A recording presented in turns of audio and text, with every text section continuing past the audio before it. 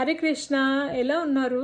ఈరోజు నేను ఒక ఇంపార్టెంట్ విషయం మీద మాట్లాడదాం అనుకున్నాను. ఎప్పటి నుండో అనుకుంటున్నాను. బట్ కోయిన్సిడెంటల్లీ ఆగస్ట్ 1 రోజు ఒక పోస్ట్ చూసాను. సో, అది ఫస్ట్ టు సెవెంత్ ఈ 1 వీక్ ఒక ఇంపార్టెంట్ విషయంకి అలాట్ చేశారనమాట. సో, నేను అనుకున్నాను కరెక్ట్ ఇంకా ఈ వీక్ మిస్ అవ్వకుండా ఈ వీడియో ఖచ్చితంగా చేయాలి అని అనుకున్నాను.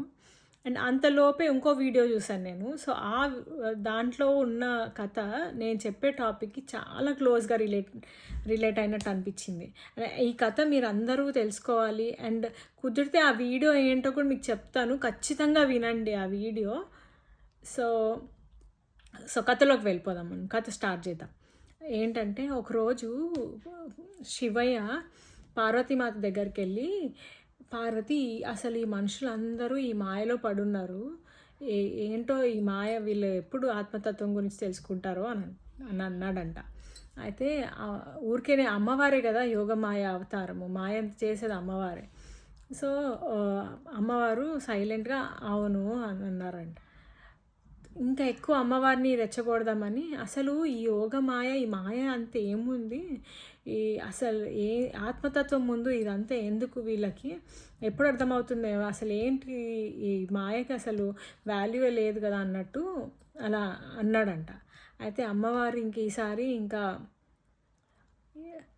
ఇంకా సైలెంట్గా అలా ఒప్పుకొని మెల్లిగా ఒక రెప్ప కొట్టి, అంటే ఈయన అలా ఒక కనుసైగతో ఈ ప్రకృతి అంతా ఈ మాయ అంతా, అంటే ప్రకృతి లోకం ఇదంతా మాయనే కదా. సో అదంతా అమ్మవారు తన లోపలికి లాగేసుకున్నారు అంతా. సో దానివల్ల ఏమైందంటే ఈ భూమి మీద అంతా అన్నం లేకుండా, నీళ్ళు లేకుండా మొత్తము అలా, అంటే ఎడారిలాగా అలా అయిపోయింది. అండ్ మనుషులందరికీ ఇంకా తినడానికి ఆహారము అలా ఏం లేకుండా అయిపోయింది.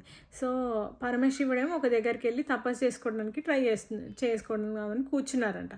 సో బట్ ఎప్పుడూ అంత ఈజీగా తపస్సులోకి వెళ్ళిపోయే పరమశివుడు ఎందుకో ఆ రోజు కాన్సన్ట్రేట్ చేయలేకపోతున్నాడంట. అయితే అప్పుడే ఎందుకు అని ఆలోచిస్తూ ఉంటే నారదముని వచ్చి, స్వామి, ఈ భూలోకంలో అందరూ మనుషులు, జీవులు అందరూ నీరు ఇంకా ఆహారం లేకుండా చాలా కష్టపడుతున్నారు. అసలు మీరు ఏం చేద్దాము, మీరు కొంచెం మీరే కరుణించాలి స్వామి అని అంటే, అప్పుడు స్వామికి అర్థమయ్యి స్వామి అమ్మవారి దగ్గరికి వెళ్ళారంట. అమ్మవారి దగ్గరికి వెళ్ళి అప్పుడు అంటే జస్ట్ అమ్మవారి దగ్గరికి వెళ్ళి ఇలా నువ్వు ఈ ప్రాబ్లం సాల్వ్ చేయాలి అట్లాంటి ఆర్డర్లు ఏమీ వేయకుండా అమ్మవారిని చూసి అంటే ఒక 16 వర్స్, అంటే 16 లైన్స్లో అమ్మవారిని పొగిడారు.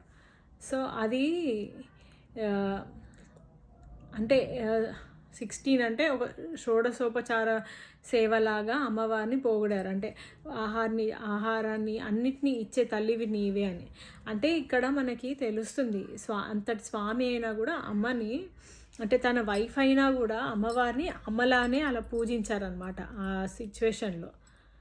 సో అప్పుడు అమ్మవారు కరుణించి ఏం చేశారంటే, కరుణించి అమ్మవారు అంటే అంటే తన పిల్లల్ని అందరి సృష్టిలో అలాంటి మన పిల్లలందరూ బాధతో చూసి, ఆబ్వియస్గా అమ్మకి బాధ అవుతుంది కాబట్టి అమ్మవారు అలా అంటే అమ్మవారు ఏడవడం మొదలు పెడితే జస్ట్ కళ్ళల్లో నుంచే నీళ్ళు కాకుండా తన ఒళ్ళంతా కళ్ళయి అంతా అలా నీరు అంటే వాటర్ ఏడవడం, ఒళ్ళన్నీ కళ్ళు అంటారు కదా, అలా వెయిట్ చేశాను అని చెప్తుంటారు కదా కొన్నిసార్లు.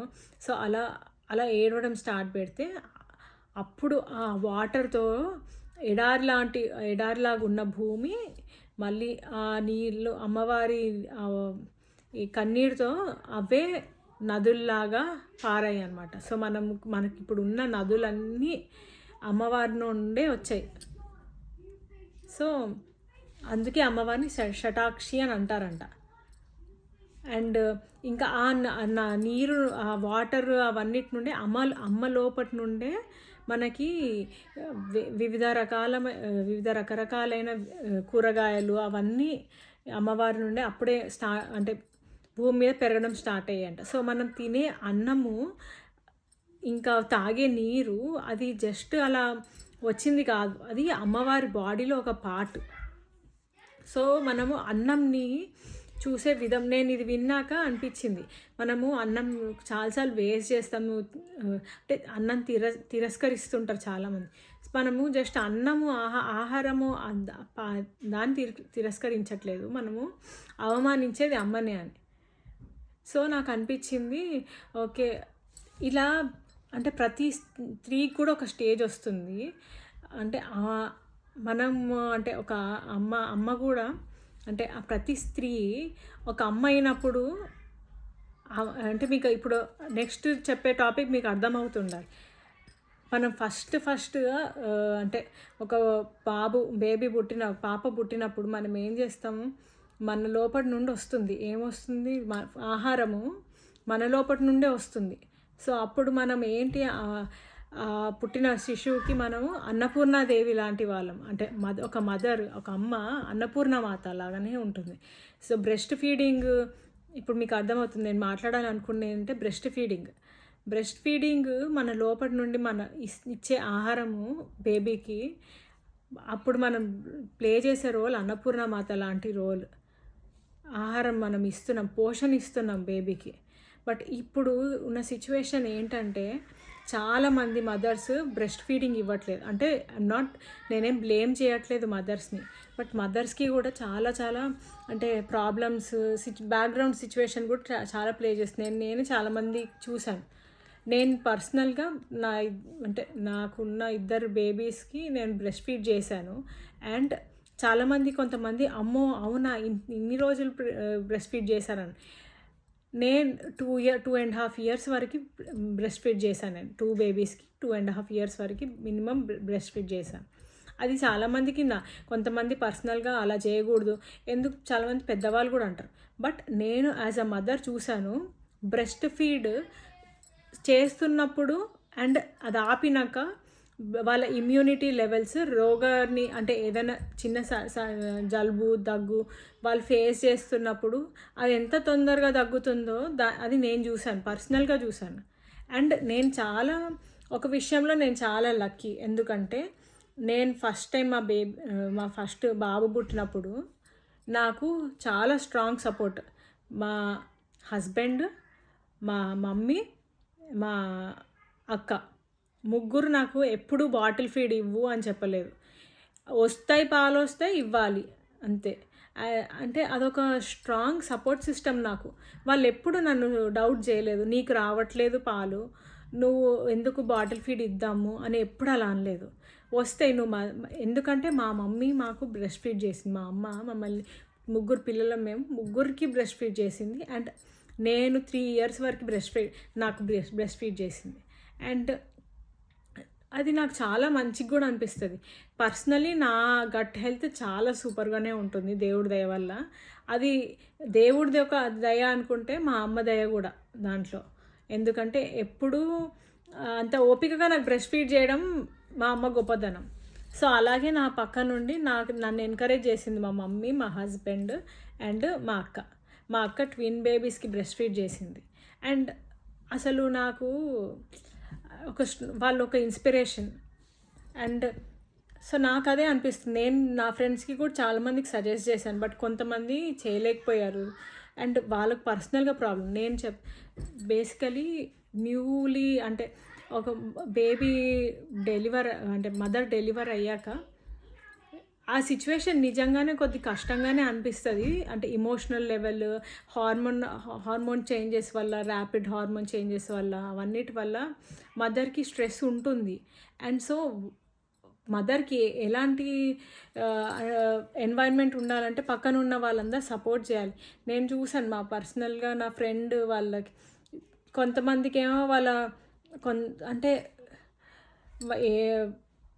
చుట్టుపక్కల ఉన్న వాళ్ళే సజెస్ట్ చేస్తారు బేబీకి అంటే ఇమీడియట్గా డెలివరీ తర్వాత మదర్ దగ్గర నుండి అందరి ఫోకస్ అంతా బేబీ మీదనే ఉంటుంది. అది నాకు చాలా అంటే ఉండాలి, బేబీని చూసుకోవాలి, బట్ మదర్ని అలా నెగ్లెక్ట్ చేయకూడదు ఫస్ట్. సపోర్ట్ ఎలా ఉండాలంటే బేబీకి కావాల్సింది మదర్. అండ్ ఫుడ్ ఎలా ఇస్తుంది, ఇప్పుడు ఏ ఆవైనా అంటే దూడ రాగానే పశువులందరూ వాళ్ళేమి బయటికి పోయి ఇలా మనలాగా బాటిల్ ఫీడ్ సరిపోతుందో లేదో అట్లాంటి ఆలోచన పశువులకు ఉండవు. బట్ మనకెందుకు, మనుషులకెందుకు ఉంటుందలా? సో, చిన్నప్పుడు ఒక పోయెమ్ గూడా ఉండేది. దేవుడు అందరిని ఎలా చూస్తాడంటే, ఒక అంటే ఇట్లా ఒక దూడ ఒక ఆవు ప్రసవించగానే ఆ దూడ వెళ్ళి అమ్మ దగ్గర డైరెక్ట్ కళ్ళు కనిపించినా లేకుండా వెళ్ళి అక్కడ పాలు తాగుతుంది. సో దేవుడు అలా చూస్తాడు. పుట్టిన ప్రతి వాడికి ఆహారం కలిగిస్తాడు దేవుడు. మనం స్పెషల్గా ఆలోచించి టెన్షన్ పడాల్సిన పని ఉండదు. సో అదే ధైర్యం మనుషులకి, ఆడవాళ్ళందరికీ రావాలి, వాళ్ళు బ్రెస్ట్ ఫీడ్ చేయగలుగుతారని. అండ్ చుట్టుపక్కల ఉన్న వాళ్ళు పాజిటివ్గా వాళ్ళని సపోర్ట్ చేయాలి. అంతేగాని బేబీకి సరిపోవట్లేదు, నువ్వు ప్రొడ్యూస్ చేయట్లేదు, సో బేబీకి బాటిల్ ఫీడ్ ఇద్దామని, దానివల్ల మదర్కి కూడా ఒక ఇన్ఫీరియర్ కాంప్లెక్స్ క్రియేట్ అవుతుంది. అయ్యో నేను ఇవ్వలేకపోతున్నాను అనుకుంటూ ఆ మదర్ ఇంకా డిప్రెషన్లోకి వెళ్తారు. సో అలా ఎప్పుడు చేయకూడదు. పక్కనున్న వాళ్ళు బ్రెస్ట్ ఫీడింగ్ ఎంకరేజ్ చేయాలి. తల్లిపాలు చాలా ఇంపార్టెంట్. నేను అప్పట్లో కొన్ని ఆర్టికల్స్ చూస్తున్నాను, అంటే సైంటిఫిక్ ఆర్టికల్స్ చూసేదాన్ని. దాంట్లో breast milk it is compared to gold. So and first 1 week వచ్చే పాలు, మురిపాలు అంటారు కదా, అదైతే దాంట్లో ఇట్స్ కాల్డ్ కొలెస్ట్రామ్. అండ్ ఆ కొలెస్ట్రామ్లో ఎన్నో ఇమ్యునోగ్లోబులిన్స్ అవన్నీ ఉంటాయి. ఇవన్నీ రోగ నివారణ శక్తికి చాలా ఉపయోగపడతాయి. అంటే జస్ట్ స్టార్టింగ్ పీరియడే కాకుండా త్రూ అవుట్ లైఫ్ ఏ గట్ బ్యాక్టీరియా అయితే ఇంపార్టెంటో అదంతా బ్రెస్ట్ ఫీడ్ నుండి చాలా వరకు వస్తుంది. సో ఏ బేబీ అది కోల్పోకూడదు. అంటే మదర్ ఒక మెంటల్ స్టేటస్ బాగాలేదనో, ఆర్ అంటే మదర్ స్టేటస్ ఎందుకు బాగుండదు ఫస్ట్ ఆఫ్ ఆల్ చెప్పండి. ఎందుకంటే చుట్టుపక్కల వాళ్ళు ఏదో ఒకటి అంటుంటారు. పర్సనల్గా కూడా, అంటే ఇంటర్నల్గా కూడా అలా అయ్యి ఉండొచ్చు. అప్పుడు ఏం చేయాలి, మదర్ని సపోర్ట్ చేయాలి. ఎంత మదర్ని సపోర్ట్ చేస్తే బేబీని తనంత బాగా చూసుకోగలుగుతుంది. స్టార్టింగ్ 3 months చాలామంది అంటారు మూలనున్న ముసలమ్మ కూడా పెంచగలుగుతుంది ఫస్ట్ ఉన్న 3 నెలల బేబీని అని. అది చాలా రాంగ్. ఆ బేబీని మూలన్న ముసలమ్మ ఎక్కడి నుంచి పెంచుతుంది? ఆ ముసలమ్మ పాలిస్తుందా, లేచి స్నానం చేయిస్తుందా?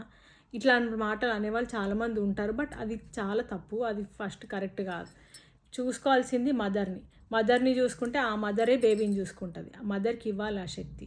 సో ఎప్పుడు మీ చుట్టుపక్కల ఎవరన్నా న్యూగా డెలివరీ అయిన వాళ్ళు ఉంటే ఆ మదర్ని సపోర్ట్ చేసి బ్రెస్ట్ ఫీడ్కి ఎంకరేజ్ చేయండి. అండ్ మంచి మాటలు చెప్పి, ఆమె ఇస్తుంది నువ్వు ఇవ్వట్లేదు అలా కాదు. అలా అనకుండా నీకు వస్తాయి, నిన్ను నువ్వు నమ్ము. అండ్ బ్రెస్ట్ ఫీడింగ్కి కావాల్సిన ఏవేవైతే ఉంటాయో కొన్ని తింటే పాలు ఎక్కువ వస్తాయి అంటారు. సో అలాంటి విషయాలు అవి కొంచెం తెచ్చిస్తే అది చాలా పుణ్యమైన పని. నాకు కూడా అలా తెచ్చిచ్చారు మా హస్బెండ్ వాళ్ళ కజిన్. సో అవన్నీ యూజ్ అవుతాయి. ఫుడ్, మనం వేసుకునే మెడిసిన్స్, ఇవన్నీ ఉన్నాయి. సో ఎప్పుడన్నా మీకు ఇన్ కేస్ మీకు అంటే బ్రెస్ట్ ఫీడింగ్ కష్టం అనిపిస్తుంది, అట్లా ఏమైనా ప్రాబ్లం ఏమన్నా ఉంటే మీరు ఈ వీడియో కింద కమెంట్ చేయండి, నేను ఖచ్చితంగా రిప్లై ఇస్తాను. అండ్ ఈ వీడియో మీకు నచ్చినట్టయితే మీరు షేర్ చేయండి. ఎవరైతే ఎస్పెషలీ ప్రెగ్నెంట్ లేడీస్కి అండ్ ఎవరైతే న్యూగా డెలివర్ అయ్యారో వాళ్ళకి షేర్ చేయండి. నేను ఇంకా నెక్స్ట్ వీడియోలో చెప్తాను నేనేం పర్సనల్గా ఫుడ్స్ ఏం తీసుకున్నానో పాలు ఎక్కువ రావడానికి, ఏది ఆహారం ఎక్కువ తిన్నానో అవన్నీ నెక్స్ట్ వీడియోలో పోస్ట్ చేస్తాను. బట్ సో August 1st నుండి 7th వరకు ఏంటంటే ఇది బ్రెస్ట్ ఫీడింగ్ వీక్ అనమాట. బ్రెస్ట్ ఫీడింగ్ ఎంకరేజ్ చేయడానికి నాకు తెలియదు యాక్చువల్గా. ఫస్ట్ ఏంటంటే అందరికీ బ్రెస్ట్ ఫీడింగ్ అంటే ఇంట్లో ఉన్న పెద్దవాళ్ళకి దాని గురించి అవగాహన ఉంటుందేమో అని అనుకున్నాను. బట్ నేను పర్సనల్గా హాస్పిటల్లో వర్క్ చేసేటప్పుడు, నేను జూనియర్ డాక్టర్ లాగా వర్క్ చేసినప్పుడు గైనకాలజీ డిపార్ట్మెంట్లో చేస్తున్నప్పుడు అప్పుడే ఒక డెలివరీ అయింది. బట్ అక్కడ చాలామంది పెద్ద అంటే డెలివరీ అయిన వాళ్ళ అమ్మ వాళ్ళందరూ ఉన్నారనమాట. వాళ్ళందరూ పిలిచి నన్ను అడిగారు. నేను అప్పుడు జస్ట్ జూనియర్ డాక్టర్ కదా, నాకు బ్రెస్ట్ ఫీడింగ్ బెటర్, దాని బెనిఫిట్స్ అవన్నీ తెలుసు. బట్ ఎలా చేయాలో అవన్నీ నాకు అంటే నాకు నిజంగా ఐడియా లేకుండింది. అంటే నేను నార్మల్గా బ్రెస్ట్ ఫీడింగ్ చేస్తే వస్తాయి కదా అలా, వీళ్ళకి ఎందుకు ఇంత అంటే నాకు సర్ప్రైజింగ్ ఏమనిపించిందంటే వీళ్ళకి ఎందుకు తెలీదు వీళ్ళందరూ పిల్లల్ని పెంచిన వాళ్ళే కదా, వీళ్ళకి ఎందుకు తెలియదు ఎలా ఇవ్వాలో అని అనిపించింది. సో అది నా ఫస్ట్ ఎన్కౌంటర్. సో లక్కీగా నాకు ఒక సిస్టర్ ఉండడం వల్ల అండ్ మా హస్బెండ్ డాక్టర్, అంటే తన పీడియాట్రిషియన్, దానివల్ల నాకు మా మదర్ పర్సనల్గా బ్రెస్ట్ ఫీడింగ్ చేసింది కాబట్టి నాకు ఆ సపోర్ట్ ఉండింది. అండ్ ఈ సపోర్ట్ చాలామందికి ఉండదు కాబట్టి నేను ఈ వీడియో చేశాను. అండ్ అండ్ ఇంకొక విషయం ఏంటంటే చాలామంది వర్క్ కోసము బ్రెస్ట్ ఫీడింగ్ స్టాప్ చేసి, అంటే నేను విన్నాను 1 month బేబీస్ని 3 months బేబీస్ని అలా వదిలి వెళ్ళిపోవడం కూడా, అది ఎంతవరకు కరెక్ట్ అంటే నేను అందరినీ జాబులు రిజైన్ చేసి అలా ఉండాలి అని అనుకోవట్లేదు. బట్ మనం ఒక సొసైటీలో ఉన్నాం. ఈ సొసైటీ ఒక మదర్ని సపోర్ట్ చేయకుండా వచ్చి జాబ్లో జాయిన్ అవ్వు అని అలా ఫోర్స్ చేస్తే అది ఎంతవరకు కరెక్టు అది ఆలోచించాలి. అట్లీస్ట్ మినిమం 6 months ఒక మదర్కి మెటర్నిటీ లీవ్ ఉండాలి, అది compulsory. Because she is not just a person now, she is a mother who needs to nurture a child. Okay, so minimum 6 months leave ఉండాలి. అండ్ నేను పర్సనల్గా మదర్స్ని కూడా రిక్వెస్ట్ చేసేది ఏంటంటే, do not choose your work over your child because your mother now. And unless మీకు financially చాలా ఇంకా ఫ్యామిలీని సపోర్ట్ చేయలేని సిచ్యువేషన్, అలాంటి సిచ్యువేషన్ ఉంటే ఓకే. బట్ ఎప్పుడైతే మీ హస్బెండ్ బాగా ఎర్న్ చేస్తున్నారు అండ్ జస్ట్ ఫుడ్ వేరే అన్ని ఖర్చులకు సరిపోతుంది అన్నప్పుడు మీరు చూస్ చేసుకోకండి వర్క్ని. ఎందుకంటే change should start from you. మీరు ప్రయారిటైజ్ చేయకుంటే మీ బేబీని ఇంకా సొసైటీ ఏం ప్రయారిటైజ్ చేస్తుంది, మీ ఎంప్లాయర్ ఏమి ప్రయారిటైజ్ చేస్తారు. So at least for that change you should stand as a mother. You have to fight for your child and his rights. మదరే ఫైట్ చేయలేనప్పుడు ఇంకెవరు చేయలేరు. So compulsory 6 months leave, maternity leave ఉండాలి ప్రతి మదర్కి. ఇది ఇప్పుడు గవర్నమెంట్ తీసుకురావాల్సిన చేంజెస్, ఇలాంటి చేంజెస్, ఫ్రీ ఎలక్ట్రిసిటీ, ఫ్రీ బస్లో ప్రయాణం, ఇవన్నిటికంటే ఇంపార్టెంట్ ఇట్లాంటి ఇంపార్టెన్స్. ఎందుకంటే ఎప్పుడైనా హ్యాపీ మదర్ హ్యాపీ చైల్డ్. ఆ చైల్డ్ హ్యాపీ, మంచి పిల్లలు ఉంటేనే దేశ భవిష్యత్తు బాగుంటుంది. ఎప్పుడైతే మదర్ బ్రెస్ట్ ఫీడ్ చేస్తుందో మదర్ అండ్ బేబీ బాండింగ్ పెరుగుతుంది. అంటే బ్రెస్ట్ ఫీడ్ ఇవ్వలేని కొన్ని సిచ్యువేషన్స్లో నేను అలాంటి వాటి గురించి మాట్లాడట్లేదు. Every mother wants to breastfeed their child బేబీతో ఉండాలని అనుకుంటాను. సో సపోర్ట్ చేయండి మదర్స్కి. ఎందుకంటే ఆ బాండింగ్ వల్ల ఆ ప్రేమ పెరుగుతుంది. ప్రేమ చూసి పెరిగిన పిల్లలు డిఫరెంట్గా ఉంటారు. మనము యాజ్ అ మదర్ నేను ఎవరి మీద అంటే చేయలేని వాళ్ళ మీద కమెంట్ చేయట్లేదు, అందరికీ రీజన్స్ ఉంటాయి. సో అలాంటి రీజన్స్ ఉండొద్దని నా main message. Not for mothers, it is for people around a mother. Okay, so దీంట్లో ఈ వీడియోలో తప్పులు వెతకాల్సిన పనేం లేదు. ఇది ఒక మంచి కాజ్ కోసమే ఈ వీడియో చేశాను నేను. మెయిన్గా మదర్స్ని సపోర్ట్ చేయాలి అనే ఆ ఉద్దేశంతో, ఆ మదర్స్ కోసమే నేను ఇది మాట్లాడుతున్నాను. ఇంకా మీకు ఇంకేమైనా చెప్పాలనుకుంటే కమెంట్స్లో చెప్పండి. పిచ్చి కమెంట్లు మాత్రం పెట్టాల్సిందే లేదు వీడియోలో, ఎందుకంటే ఇది ఒక మంచి కాజ్ గురించి నేను చెప్తున్నాను. ఈ వీడియో మీకు నచ్చినట్టయితే లైక్ చేయండి, షేర్ చేయండి అండ్ సబ్స్క్రైబ్ చేయండి ఛానల్కి. అండ్ నెక్స్ట్ వీడియోస్లో నేను పెడతాను బ్రెస్ట్ ఫీడింగ్కి అవసరం అంటే ఫుడ్స్, ఎలా బ్రెస్ట్ మిల్క్ ఇంక్రీజ్ చేయాలి, అదంతా నెక్స్ట్ వీడియోస్లో వస్తుంది. సో వెయిట్ చేయండి. Thank you.